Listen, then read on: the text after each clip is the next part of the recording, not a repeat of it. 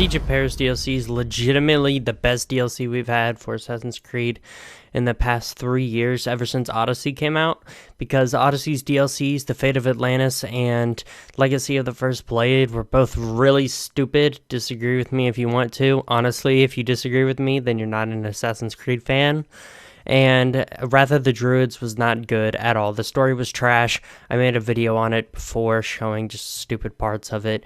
And I didn't record any of my Siege of Paris. I did have a live stream planned, but I just didn't want to deal with having to constantly be there because in my playthrough of it, I ended up having to leave quite a bit, like to do other things, and I didn't want to have a stream to where it's just me AFK for like 30 minutes at a time, so that's why I didn't stream it. But the story is really good.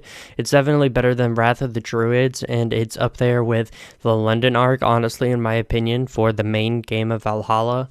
And also, the way the missions are, I guess, organized to where it's infiltration missions, to where you can do different things, to where you can go to like a tavern and talk to the tavern keep, or you can sit down at the table and talk to some drunk soldier, or you can talk to some little boy on the street. You can find some like maid for the main person you're trying to take out. There's a lot of different ways that you can go about doing these missions, and that's the way most of the DLC is stylized, I guess. And it's extremely fun, and it puts me into like the, I guess, role of being an assassin, because there's so many different things I have to do that will cause me to be able to like sneak around.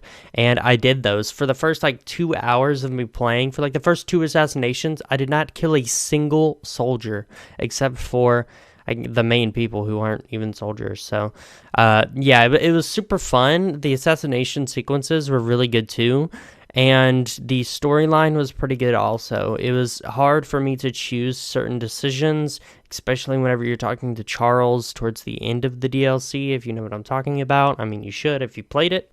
And it was overall a really fun experience, and made me honestly think that it was kind of like an actual Assassin's Creed game again, because it was so immersive doing those missions. It made me feel like I was playing one of those retro games to where they don't give you any instructions on how to really play the game. They just say you have to do this to progress in the story, but you don't know exactly like where you have to go or how you have to go about doing it. And this DLC gives you so many options and so many choices for what you want to do and what you need to do in order to complete the quest. And it was honestly the most fun I've had in this entire game.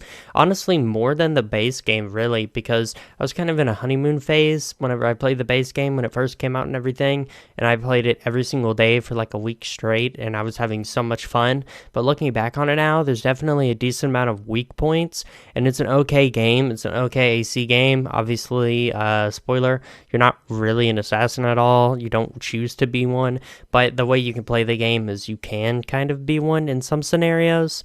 So it's really fun to be able to have the DLC focus on so much stealth and being able to use the mechanics to blend in with your environment, sit on benches, walk with groups of people, and go on the rooftops to take out different enemies and like climb up towers and things. That reminded me of Revelations a lot. It was so sick, dude. This DLC was so good, guys. You have to play it. The story was pretty good. It wasn't amazing, but the gameplay made it 10 out of 10 for me. This is the best DLC for AC in the past 3 years, out of all of Odysseys, out of all of Valhallas, at least so far for Valhalla, because there's more DLCs coming next year. And honestly, I might have to think back on Origins DLCs, because I know that the Hidden Ones DLC was pretty good, and the Curse of the Pharaohs or whatever was pretty good, but I have to look back on those and really contemplate as to whether they were good in terms of Assassin's Creed, because the Hidden Ones DLC was good in terms of the actual story, but it wasn't extremely good in terms of actually setting up the Brotherhood. It did an okay job. So, anyways, thanks for watching, guys. I haven't really uploaded in quite a bit. It's a long story, honestly. I've been doing, like, video editing for people, and also I have been busy with getting ready for college. And that starts here in about a week, but hopefully it shouldn't take up too much of my time, and I'll be able to actually start live streaming and stuff.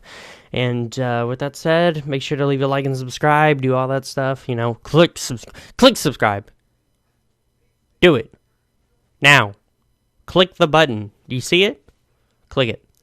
Click the